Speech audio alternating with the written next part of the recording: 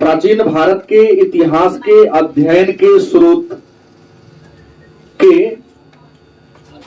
धर्म ग्रंथ पर परिचर्चा प्रारंभ किया था और हमने कहा था कि प्राचीन भारत के इतिहास के अध्ययन के स्रोत में धर्म ग्रंथ में ब्राह्मण धर्म के ग्रंथ, बौद्ध धर्म के ग्रंथ और जैन धर्म के ग्रंथ को रखा गया है। इस्लाम धर्म को शामिल नहीं किया क्योंकि इस्लाम धर्म का जो प्रादुर्भाव हुआ अरब प्रदेश में हुआ, मक्का में हुआ। तो इस्लाम धर्म को पढ़ोगे तो आप लोग को मक्का मतलब सऊदी अरब का जो प्रदेश है वहां के सामाजिक, आर्थिक, राजनीतिक व्यवस्था के बारे में जानकारी मिलेगी, प्राचीन भारत का जानकारी नहीं मिलेगा, इसलिए यहां पर उसको इंक्लूड नहीं किया गया है। और हमने ब्राह्मण धर्म के साहित्य में कल की क्लास में वेद, उपवेद, वेदांग, ब्राह्मण ग्रंथ, आरण्यक, महाकाव्य, दर्शन और उपनिषद, इन सारे टॉपिक को हम लोगों ने क्या कर लिया था, जाना था। एक टॉपिक बच गया था जिसका नाम है पुराण।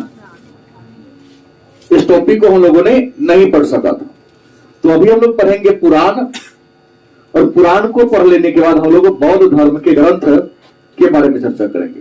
तो सबसे पहले जानते हैं कि पुराण का मतलब क्या होता है, पुराण कहते किसे। तो पुराण का शाब्दिक अर्थ होता है प्राचीन आख्यान। प्राचीन मतलब होता है पुराना, आख्यान का मतलब व्याख्या, मतलब पुरानी व्याख्या को पुराण के नाम से जानते हैं। जो पुरानी व्याख्याएं उसको हम पुराण कहते हैं। और पुराणों की संख्या कितनी है, तो पुराणों की संख्या 18 है। पुराण कितने हैं, 18 हैं। और पुराण को संस्कृत भाषा में लोमहर्ष और उनके पुत्र उग्रश्रवा के द्वारा 4वीं शताब्दी ईस्वी में लिखा गया। पुराणों का संकलन, पुराणों की रचना गुप्त काल में की गई। किस काल में की गई, गुप्त काल में की गई। सर एक पता कैसे चलता है उसी शताब्दी में लिखा गया है? इतिहास की कुछ बातें हैं जो काल का कुछ उसमें मतलब वर्णन किया गया। इतिहास की कुछ ऐसी बातें हैं जिसका प्रमाण यहां मिलता है। जैसे आपको हम बताएंगे अभी कि पुराण भले ही हिंदू धर्म का ग्रंथ है, लेकिन धर्म ग्रंथ होने के साथ साथ कुछ पुराण है। जैसे मैं बताऊंगा मत्स्य पुराण, 18 पुराण में जो सबसे ज्यादा प्रमाणिक पुराण है, विश्वसनीय पुराण है, उसका नाम है मत्स्य पुराण। और जब आप मत्स्य पुराण पढ़ोगे तो आपको भारत का एक प्राचीन राजवंश शातवाहन वंश के बारे में उल्लेख मिलता है। अगर आप विष्णु पुराण को पढ़ोगे तो विष्णु पुराण में धर्म की बात तो है ही, लेकिन धर्म के साथ साथ आपको मौर्य वंश के बारे में भी वहां से जानकारी मिलती है। तो जहां हमको गुप्त वंश का जानकारी मिल रहा है, मौर्य वंश का जानकारी मिल रहा है, और गुप्त साम्राज्य की राजकीय भाषा ऑलरेडी क्या थी, संस्कृत थी। गुप्तों की राजकीय भाषा क्या थी, संस्कृत। तो गुप्त साम्राज्य की राजकीय भाषा संस्कृत थी और सभी पुराण को संस्कृत में लिखा गया। तो राजवंश के नाम का उल्लेख है, इसका मतलब किसी का उल्लेख तब ना होता है जब वो अस्तित्व में होता है। मतलब मौर्य साम्राज्य था अस्तित्व में और मौर्य साम्राज्य के नाम का वर्णन है। तो हम आते हैं पुराण, मतलब होता है प्राचीन आख्यान। इसके रचयिता लोमहर्ष और उनके पुत्र उग्रश्रवा है। पुराणों की संख्या 18 है। पुराणों की संख्या कितनी है, 18 है। आपको बता दें पुराण की संख्या भले ही 18 है, लेकिन पुराणों के 5 लक्षण हैं। पुराण के लक्षण की बात कर लें तो पुराणों के लक्षण कितने हैं, तो आपको बता दें पुराणों के 5 लक्षण हैं।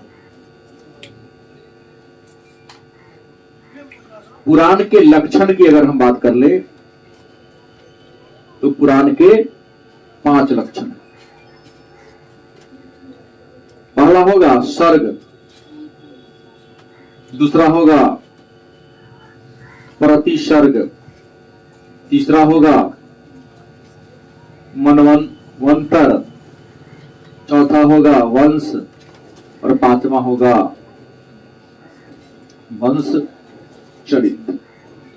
मतलब ये जो हमारे पुराण है 18 पुराण, इस 18 पुराण में को के 5 लक्षण बताए गए।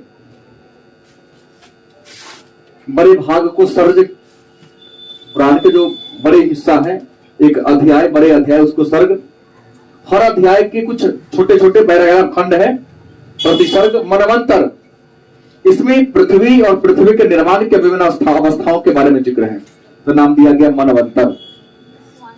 उसका वंश, भारत के विभिन्न राजवंशों के बारे में चर्चा है, और वंश चरित्र, जैसे मैं बताऊंगा कुछ वैसे पुराने, इसमें गुप्त राजवंश के बारे में, शुंग राजवंश के बारे में, शातवाहन राजवंश के बारे में, मौर्य राजवंश के बारे में, तो वंश के चरित्र का भी उल्लेख है इसमें।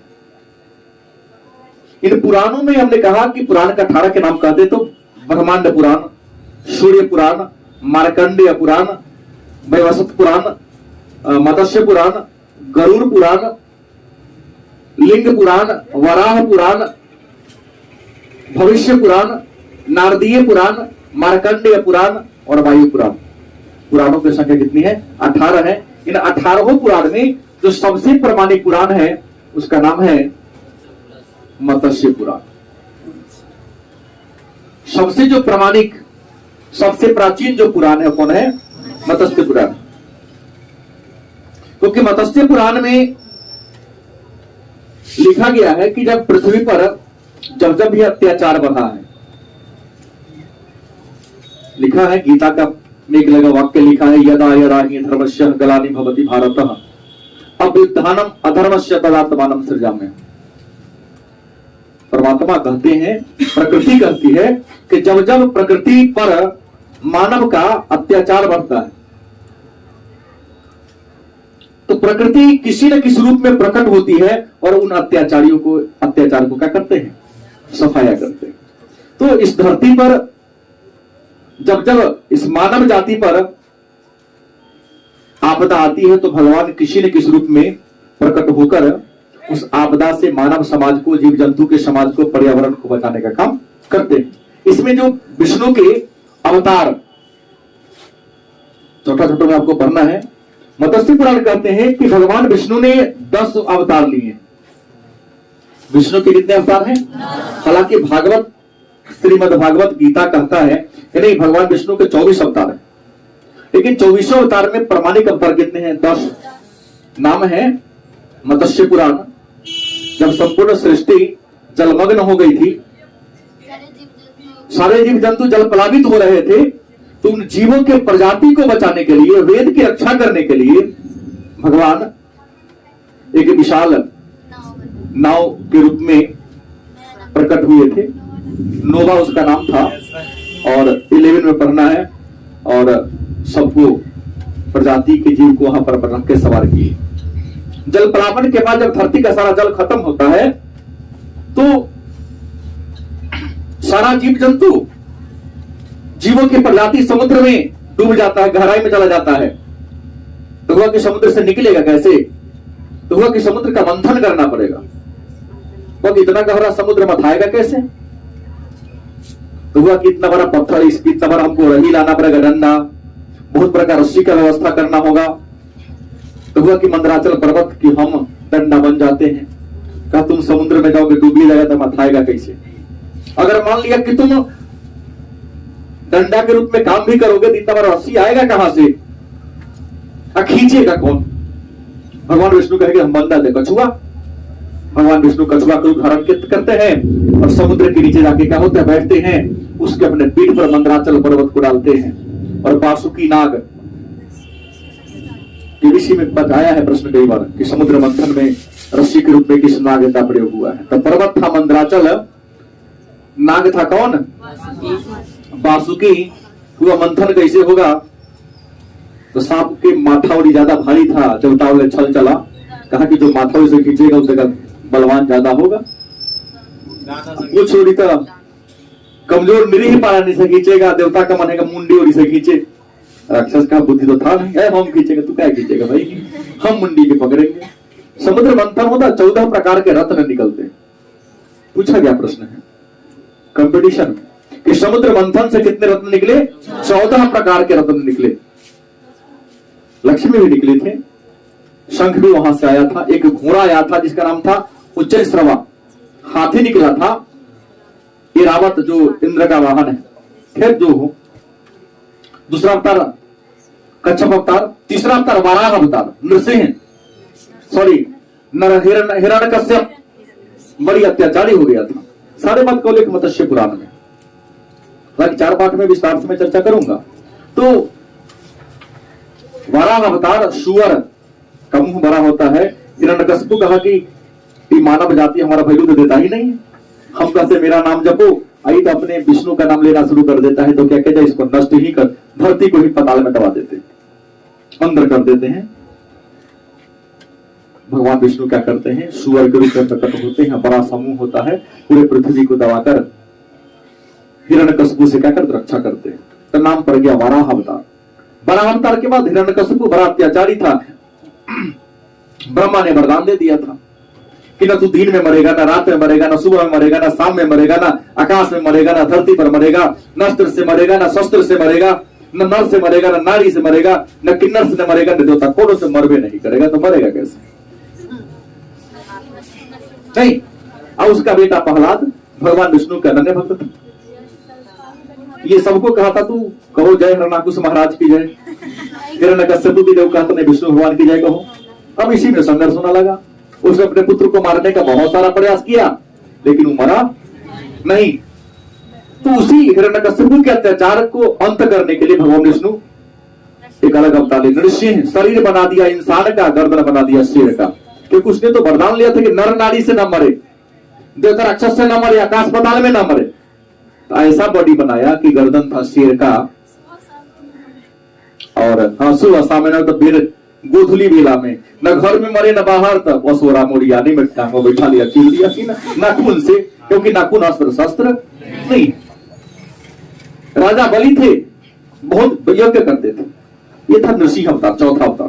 5वां अवतार की बात करें मत्स्य पुराण में, राजा बलि बहुत बड़ा दानी थे। उन्होंने अपने साधना के बल पर इतना अधिक तपोबल प्राप्त कर लिया कि वह देवताओं का राजा बन जाता। इंद्र को डर हो गया मन में, कहीं आदमी भगवान के राजा बन जाए तो अन्याय हो जाएगा, नहीं कि देवता गुचड़िया बन जाए, एक धरती पर रहने वाला, मृत्यु लोक में रहने वाला इंसान देवता को अपना पीछे पीछे घुमाए। विष्णु के पास नारद ये गए, इंद्र ये महाराज कुछ उपाय करो। सबसे डरपोक जो भगवान है वह इंद्र ही है, उनको हमेशा अपने कुर्सी का डर बना रहता है। अगर मानते हैं कल्पना है ऐसा ही जो भी हो, भगवान विष्णु बौना बन गए। हम जाते हैं जांच लेते हैं कि जो भी मांगो वह दे देता। पूजा कर रहा था, गए कहा कि हमको गरीब ब्राह्मण है, हमको 3 कदम जमीन दे दो घर बनाने के लिए। इसने कहा कि पूरा तो आकाश पाताल धरती मेरा ही है, अपने तपस्या के बल पर, लड़ाई से नहीं, साधना के बल पर हमने प्राप्त कर लिया है। तो प्रदान मतलब प्रतिज्ञा करो कि पुराएगा 3 कदम। कहा ठीक है, प्रतिज्ञा करता हूं कि 3 कदम क्या करेंगे। तो विष्णु बौना थे, बन गए बहुत विशाल। 1 कदम में आकाश, दूसरे में धरती को माप लिया। बेटा तीसरा कदम कहां से देगा?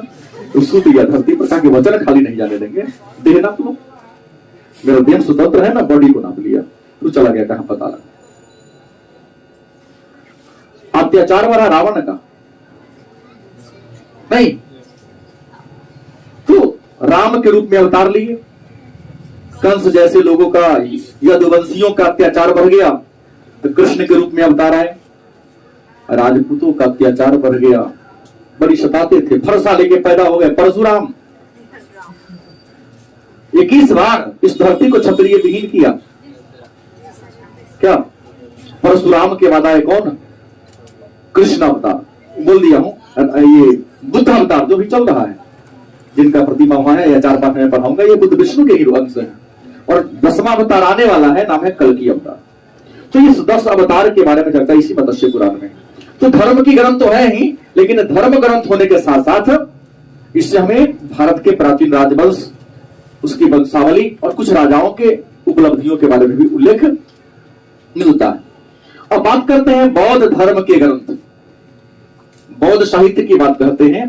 तो प्राचीन भारत में आज से लगभग 2600 साल पहले एक नेपाल की तराई में कपिलवस्तु में के धर्म का निर्माण करने वाले, धर्म का प्रादुर्भाव करने वाले व्यक्ति का जन्म होता है, नाम होता है महात्मा बुद्ध। बचपन का नाम सिद्धार्थ था, लेकिन इतिहास में महात्मा बुद्ध या गौतम बुद्ध के नाम से प्रसिद्ध है। उस गौतम बुद्ध ने बौद्ध धर्म की स्थापना किया। उस बौद्ध धर्म के बारे में जानकारी प्राप्त करने के अनेक सारे स्रोत हैं। क्योंकि बौद्ध धर्म का विकास प्राचीन काल में हुआ था, तो बौद्ध धर्म की पुस्तक भी हमारे प्राचीन भारत के सामाजिक, राजनीतिक, आर्थिक व्यवस्था के बारे में नॉलेज देता है। तो बौद्ध ग्रंथों में अनेक ग्रंथ है, लेकिन सबसे मेन कौन है? पीटक। सबसे प्रमुख कौन है? पीटक। और पीटक का मतलब क्या होता है? टोकरी। पीटक का मतलब क्या होता है? टोकरी। क्योंकि पीटक की संख्या 3 है। पीटक है कितने? 3। नाम है सूत पीटक, विनय पीटक। क्या है? सूत पीटक। और सूत पीटक के बाद क्या है? विनय पीटक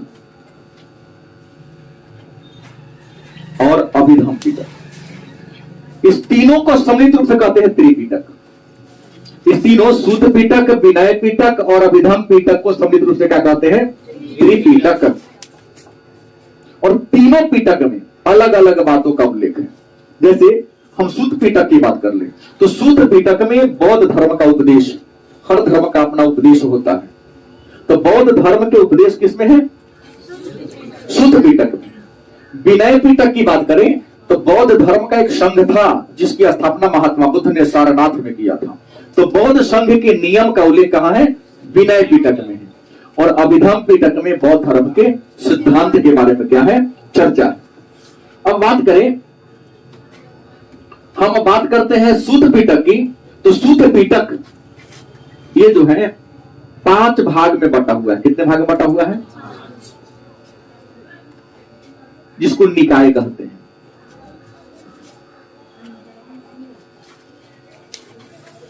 सूत पीटक कितने भाग में बटा हुआ है? उस 5 को क्या कहते हैं?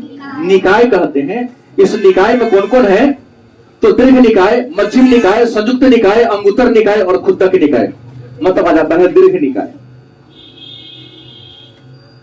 दीर्घ निकाय, मध्यम निकाय, अंगुत्तर निकाय, खुद्दक निकाय। मेरा ये कहना है कि जो सूत पीटक, त्रिपीटक का एक क्या है? हिस्सा है। इस सूत पीटक में हमको बौद्ध धर्म के उपदेश, मतलब महात्मा बुद्ध जिन्होंने बौद्ध धर्म की स्थापना किया, तो लोगों को किन किन बातों के बारे में चर्चा किया उसके बारे में उल्लेख है। तो इस सूत्र पीटक के कितने भाग हैं? 5, जिसको क्या कहते हैं? निकाय। क्या कहते हैं? निकाय। तो संयुक्त दीर्घ निकाय, मध्यम निकाय, अंगुत्तर निकाय, खुद्दक निकाय और एक है संयुक्त निकाय। कौन निकाय है? संयुक्त निकाय। और इसी अंगुत्तर निकाय में 16 महाजनपदों के बारे में चर्चा है। तो हम तो आपको सीधा पढ़ाएंगे कहां कि किस बौद्ध ग्रंथ में 16 महाजनपद के नाम का चर्चा है? अंगुत्तर निकाय में। लेकिन अंगुत्तर निकाय है क्या? तो पीटक का एक छोटा सा अंश है। और किस पीटक का? सूत पीटक का एक हिस्सा है, एक खंड है। ये सारे बात बीए में पढ़ना होता है। शायद आपके सिलेबस से बहुत ज्यादा ऊपर है। आपके पाठ्य पुस्तक में भी दूर दूर तक नहीं होगा। बात समझ गए? हम आते हैं विनय पीटक की बात करते हैं। किसकी बात करते हैं? हाँ, विनय पीटक की बात करते हैं। तो विनय पीटक में हमने कह दिया कि मठ में जो रहेगा, संघ के नियम कैसे रहेगा। भाई हमारा भी आश्रम है, विद्यालय है ना, यहाँ मेरा मंदिर है, हमारी कर्मस्थली है, धर्मस्थली है। तो इस आश्रम में हमें कैसे रहना है, हमारा व्यवहार, हमारा बर्ताव आपके प्रति कैसा होगा, और आपको भी हमें देखने का नजरिया कैसी होनी चाहिए, सारा निर्देश बता दिया हूं। सीधाना है यहाँ पर गुरु छात्र एक दिन तो टाइट रहे करेगा, के लिए फ्री के लिए, बिना फ्री के थोड़ा अगर घास से दोस्ती करेगा तो फिर खाएगा कि कहोगे कि सर क्या पैसा के लिए मरते हो। तो पैसा नहीं देगा तो पढ़ाई ना होगा ही। गलत सही। जैसे आपके पिताजी सुबह से उठ के पैसा पैसा पैसा, भाई तो हम भी किसी के पिता हैं, भाई आपके भी गार्जियन हैं, लेकिन किसी को जन्म दिए है उसके लिए तो हम पिता है ना, तो उसका परवरिश करना तो हमारा फर्ज है। तो वहां थोड़ा टाइट रहे, लेकिन नॉलेज के मामला में या आपके डिसिप्लिन के मामला में जितना डांट पड़ताल या कुछ मिलता होगा आपके बाबूजी से, उतना तो प्रयास करता हूं कि मैं भी चार्ज हमेशा देता रहूं, करता रहूं, ताकि बिगड़ने का गुंजाइश ना रहे। ये भ्रम में ना रहे कि सर हमारे में ऐसा नहीं है। एक पीढ़ी पहले के वो है यहाँ बैठी है और 3-4 पीढ़ी पहले से उसको पढ़ाया हूं, अंजनी सोनी को, दीदी जिसको आप लोग कहते हैं, उसको 2015 या 16 में पढ़ाया, 15 में पढ़ाया। तो उस समय भी रवैया मेरा, जहां मैं उसको पढ़ाया, सारे टीचर आए तो गैदरिंग हुआ, हम सुने के रूपेश्वर का टाइम हो गया, गैदरिंग साथ हाँ नीचे से कि सर जी आ रहे हैं, कट कट सीढ़ी पर जूता बजना शुरू हुआ तो सब शांत। प्रश्न क्या है, हम ये सोचते कि ये एरिया हमारा है, ये बच्चा हमारा है, अच्छा करेगा, किसी की गांव में चले गए तो हमारा व्यवहार अच्छा लगेगा, ये सर जी जा रहे हैं, सम्मान के दृष्टिकोण से देखेगा। कहीं गड़बड़ कर दिए तो देखेगा मास्टर है। मैं ये सारा काम अपने सम्मान के लिए करता हूं, अन्य किसी के लिए नहीं करता। क्या डांटते उस समय तकलीफ होगा, लेकिन देखने का नजरिया सम्मान वाला होगा तुम्हारा, अपमान वाला अन्य शिक्षकों की तरह नहीं होगा। तो प्रश्न क्या है, हमने ये कहा कि इसके 5 भाग हैं, याद कर लेंगे, लिखाऊंगा नहीं, हम सीधे 5 लिखा देंगे, क्योंकि यहां लिखाएंगे तो 12 बजे लगा 4 को लेकर भाग गया, अरे पढ़ा हो गई इतना कहीं पढ़ा तो हो गया, हम भाग गया, आया ही नहीं था उनको भी इतना कहीं कांड पढ़ ली, चला गया छोड़ के। विनय पीटक की बात करते हैं तो विनय पीटक को 3 भागों में बांटा गया है। ये जो विनय पीटक है, इस विनय पीटक के कितने भाग हैं? इसके 3 भाग हैं। विनय पीटक पीटक का एक हिस्सा है, पीटक का एक अंग है, इसके कितने भाग हैं? 3 भाग हैं। इसके बाद पातिभोक्त, शुद्ध विभंग,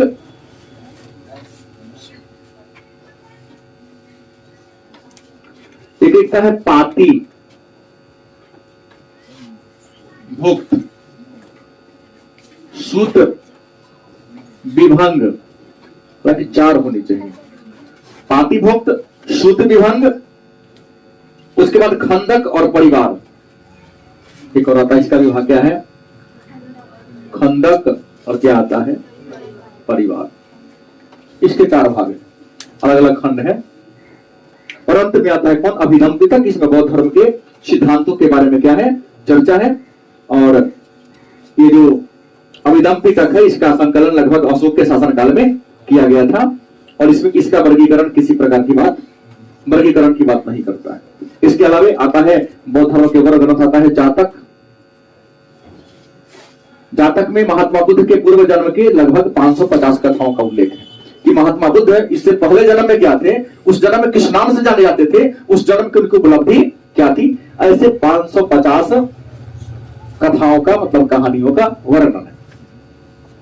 बौद्ध धर्म के बाद आते हैं जैन धर्म की बात करते हैं। तो जैन धर्म भी आज से लगभग 2600 साल पहले ही अस्तित्व में आया था। और सबसे सुखद बात यह है, रोचक बात यह है कि इस जैन धर्म का विकास अपने सीतामढ़ी जिला के बगल में जिला मुजफ्फरपुर है। मुजफ्फरपुर सटे एक जिला है वैशाली। वैशाली जिला के कुंडग्राम नामक गांव में एक राजपूत परिवार में, नाम था सिद्धार्थ, उन्हीं के पुत्र के रूप में इनका प्रादुर्भाव हुआ था। जैन धर्म के वास्तविक संस्थापक वर्धमान महावीर का, जिनको आप लोग महावीर स्वामी के नाम से जानते। तो अपने बस बिहार में उनका जन्म हुआ था। उन्होंने इस समाज में गड़बड़ी देखा, इस गड़बड़ी को दूर करने के लिए लगा कि भाई बड़ी भेदभाव है समाज में, छुआछूत है, जाति प्रथा, ऊंची नीच की भावनाएं हैं, हिंसा बढ़ती जा रही है।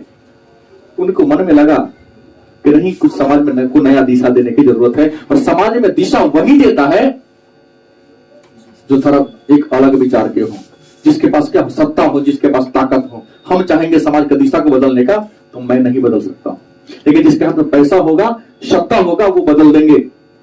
जैसे अगर बात कर लें तो धर्म के बारे में नॉलेज होगा आपके पास, अपने धर्म के बारे में।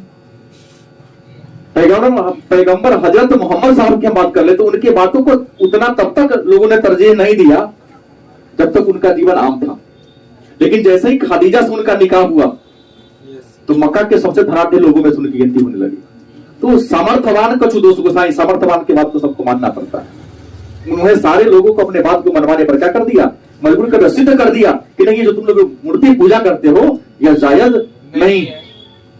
और उसके बाद लोगों ने इनके बात को क्या किया, माना। तो लोगों के मन में क्रांति करने का मन शौकत अंदर था। लेकिन गौतम बुद्ध भी राजा के बेटा थे और महावीर स्वामी भी क्या थे, राजा के बेटा थे। इन्होंने बेड़ा उठाया तो समाज में ब्राह्मण धर्म में जो बुराइयां थी उन बुराई पर दबना पड़ा। और पुनः ब्राह्मण धर्म देखा कि हमारा तब जीव का हैंडीज माउथ हो गए। जो हमारी गड़बड़ी थी, जो हम पोंगा पंडे का गत्था ठूक के खाते थे, लोगों को बेवकूफ बनाते थे, अब तो कोई मान नहीं रहा है क्योंकि गौतम बुद्ध आ गया, महावीर स्वामी आ गया। तो चलेगा जीव का कैसे, तो भाई अब में जो कमी है, कमी को क्या करना पड़ेगा, सुधारना पड़ेगा। तो ये हुआ जैन धर्म संस्थापक महावीर स्वामी। जैन धर्म के साहित्य को आगम कहते हैं और आगम के अंतर्गत अन्य भी कई पुस्तकें आती हैं, जैसे अंग, उपांग, पूर्वक, प्रकरण, छेद सूत्र, आराधना को, बहुत सारे इसमें ग्रंथ हैं। विस्तार से चर्चा हम लोग चैप्टर संख्या 4 में जैन और बौद्ध धर्म के बारे में करेंगे। तो ये रहा पहले का पाठ का 1 से नंबर 4 नंबर 5 तक का निचोड़। ये पूरा लिख लेते हैं, फिर हम लोग एक पाठ में प्रवेश करेंगे।